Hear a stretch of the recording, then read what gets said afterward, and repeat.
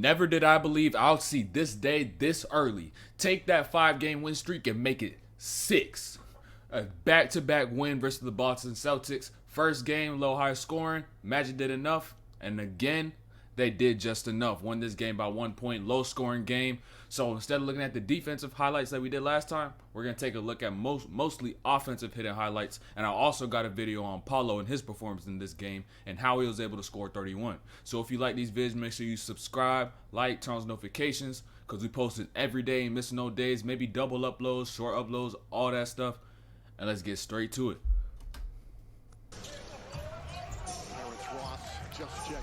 All right, so on this Mo post up, right? And so Mo right here, you see him talking, you see him waiting for other people to cut. He's trying to tell some other people to cut. But he's not making himself a threat enough to make these help defenders want to leave and actually open up a cut. Now is the middle open? Yes.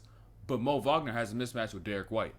So if I'm Mo Wagner, before I'm telling my teammates to cut, I'm working my way down towards the baseline. Because by working your way down towards that baseline, that corner, you're shortening up your distance to the rim. And you're extending more space for your teammates to be able to cut, be able to do off-ball screens, all that stuff. So I'll just work my way down so it stretches out the defense. Now my teammates will have a better angles, more space to do what they need to do, and actually put pressure on the help defense. Paulo makes a cut, though. Gets a cut in the middle, but doesn't change the fact that Mo still has a mismatch. Of course, Robert Williams, fucking kangaroo ass, come over and block that shit.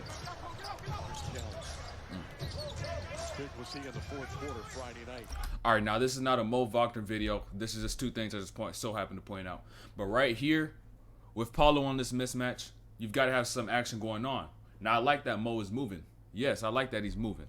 But instead of just circling around right here like he's about to do Williams over the top, I'll come right here and set a screen on the backside of Williams. But I would make sure to split his body so my right leg is in the middle.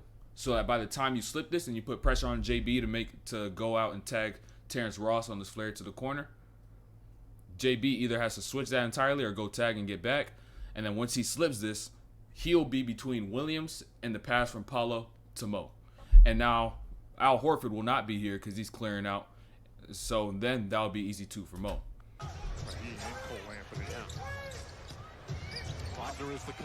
But you can easily get rid of Jaylen Brown being right there just by actually setting that screen and making him put pressure on JB to want to make that switcher tag.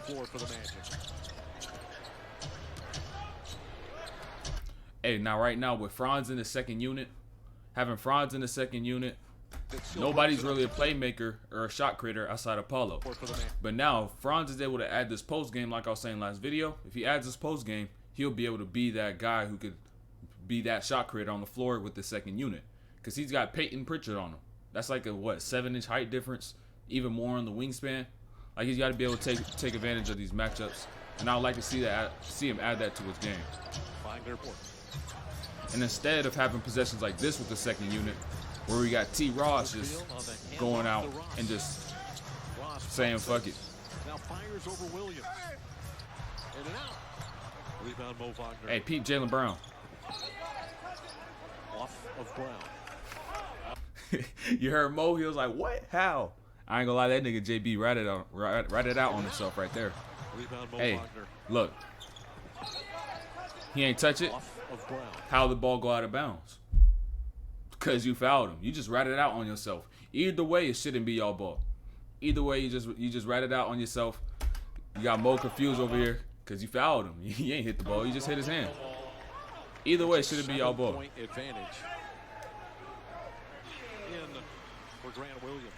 I think that's a win for the Magic. Now, one thing I really do like about Franz, he's a great cutter. You'll see him make this cut a lot of times in the game, and he does it multiple times in the game, and they see him on it every time. Another one. He smokes this one, but now that he's a good cutter and being able to get that to the rim, now cut that same way with that same intensity, making those slips on those screens, on those back screens when Paulo gets double teamed. Simple. Just do that every time.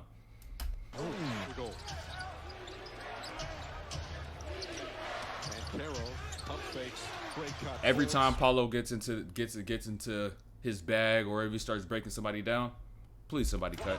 Just please. I just want to see it happen. I don't want to see Paulo looking dumb just standing there looking at people around, people standing in the same spot. It gets annoying. Paulo against Brogdon. Now, when he does get into these post-ups, they will not be able to move unless the weak side is spaced out. So now they could get their cuts, they could get their off-ball screens, they could do all that stuff. But first, you got to get spaced out. And look at this spacing right here. It's terrible, straight up. It's just bad. You got Mo right here. I don't know what even this spot is right here. You got Harris over here, not a great shooter. You got Fultz a few feet away from Franz. Franz is not even in a real position. Like, you can't do anything from this position because the whole paint, everything on this side is clogged up. Now, if I'm Paulo too, like I said with Mo, work your way down because now you're shortening your distance away from the rim. Literally just by going straight down towards that baseline. Backs him into the paint. Pump fakes, nothing available there. Kevon Harris. And I don't like that shot by Kevon Harris having to settle for that.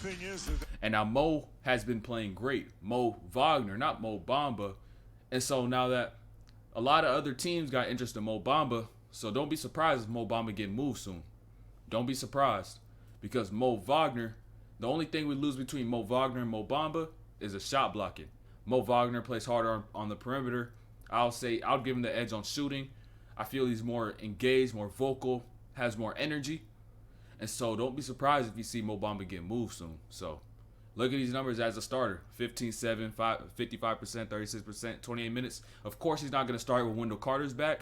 But as that second big off the bench, I don't mind him over Mo Bamba. So, and apparently he has a lot of trade interest as well. Led by 9 at the half. Anthony.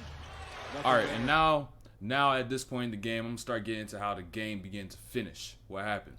And so at the end of the third quarter, if you watched it or not, the momentum began to shift towards Boston because of plays like this from Cole, leaving his feet because he had no options, giving it up. They're getting these easy, fast breaks. Cole with another turnover right here. Now he's getting easy dunk. Now you see how the TD Garden is getting live right now.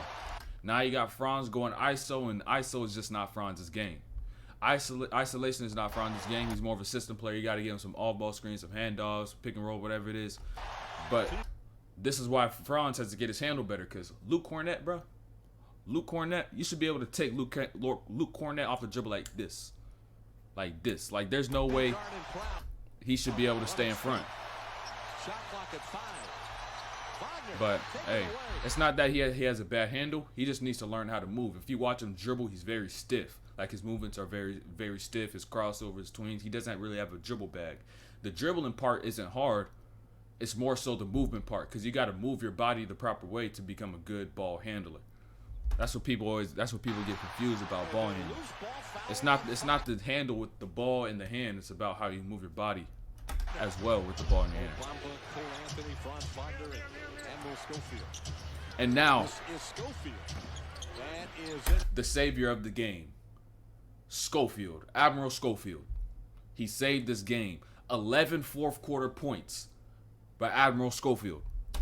Now I'm gonna let his highlights, his buckets play out. Trey ball. Celtics by 1. Anthony Schofield 3. Another one. Woo. Another one. Yes, he is. Here's Wagner again. You don't got it for us? No problem. I'll do it myself. Big body. Another one. Bucket. Woo. He saved this game. I'm not gonna lie to you because what he did in this stretch in his time on the court, he halted Boston's run. And if you've seen Boston, when they get hot, they get hot, and when that crowd get going, they get going, and it's hard to stop. They just hit three after three after three. But had it been for Schofield, that what they did at the end of that third quarter probably would have kept going, and they would probably have been able to finish that game out. But thank you, Schofield, for this win right here, for that fourth quarter performance he put on. And it just shows you that it's not always about the star players. It's not always about Paulo, Franz, the big names, the Markel, people like. It's not about them all the time because these role players on every team, some guys come up big every night. And so you can't always put the weight and say this guy carried, this star carried. Now they have great performances, but those role players do something different. Gives it to him with another long ball. In the advantage. Brogdon. Now peep the switch by Mo. Swings it to Smart. Mo Wagner is on Brown. Great defense. Great job. Tough This shot. is a reason why I don't mind having Mo Wagner over Mo Bamba. If Mo Bamba gets traded, hey, hopefully he has a better opportunity elsewhere. It's not like I hate him or nothing, but I hope he can have a great opportunity wherever it is, but you just got to do what's best for the lineup, best for the team, best for the system. That's why I won't mind having Mo Wagner. As long as he keeps playing hard if he gets paid. So. Dumps it to Mo Wagner. Shot clock is at 5. Back to Paolo. Now Paulo. 3 challenge. But I don't know what I know what Paulo was on, but you got to see my next video to know what Paulo was on for him to be able to hit shots like this. Paulo was going crazy, and there's a reason to it. It's not like he was just having one random hot night. Nope. From the other side. One-on-one against Grant Williams. Banchero trying to take over. Missed the shot. Great board by Kel. In there with the rebound. Wagner loading it up for 3. That is confidence by Franz Wagner right there. That is confidence on display. That is confidence, because prior to this shot, Franz was 4 for 12 from the field, 0 for 1 from 3. Ain't hit a 3 this game, but when it came down to it, minute 40 on the clock, up 1 to Boston to keep that win streak alive, he said, I know I put enough work in. I put enough work in. And he shot that shot with his confidence, knocked it down. Last field goal we made of the game. That's confidence right there. Now, if you don't know what confidence doesn't look like, it looks like Franz not taking that shot and being scared. But you know what? He trusted himself because he knows he put enough work in. He knows that his shot will fall more times than not. And if it doesn't, I'ma still keep shooting. Love to see that out of Franz. Smart. Brown takes matters in his hands. Missed the shot. No foul. I'm gonna go back right quick, but I want y'all to watch and count how many box outs you see on this possession. Like a legit turn, locate, keep him off the glass. Smart. Brown takes matters in his hands. Missed the shot. No foul. Brown gets it back. Missed again. It comes back to him. Smart passed up a 3. Brogdon from the corner. That's good. Now I seen maybe 3 to 4, but maybe 2 legit box outs on that last shot. And that is horrendous to do. That is terrible to do in the last minute of a game when you're only up by 4 points. By 4 points. Boxing out is a big error we see in today's basketball. Players just like to turn, watch the ball go up and around to the rim like they're watching the sunrise. I don't know why people do that.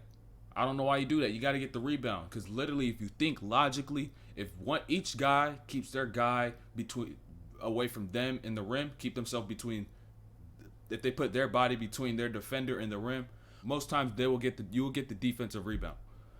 But players don't do it. They just like to watch the ball sail and try to run after it, but they don't even know where exactly the ball is headed. They just watch it. It's a team game. Everyone's got to do what they do to get these rebounds, to make these plays. So that was a terrible defensive possession right there by Orlando, by literally just not boxing out. Boston will have to foul if they don't. Now this by Markel, this is I would have just tried to hit it off his foot. I see he tried to go for like his knee or his thigh or something. I would have tried to hit his foot or something. Have to get it in. Because that's just something that's hard to hit. Fultz Fultz did come up with that big time rebound the possession prior to this. So, but hey, they came back.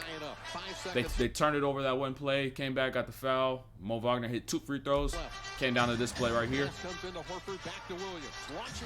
Now that's one hell of a contest by Mo Wagner. Way to wall up. Way to wall up. Way to not step forward. Way to not be leaning forward. Just straight up. Just walled up. Nothing. Try to have this shooter over the top of this. Grant Williams. Nope. It's just not happening.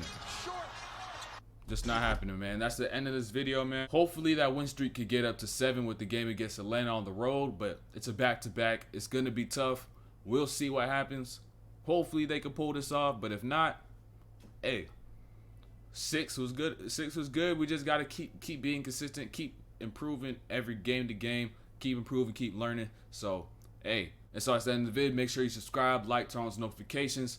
If you like these videos, posting every day. Got another video on Paulo. If it's not out already, it'll be coming out soon. And we out of here.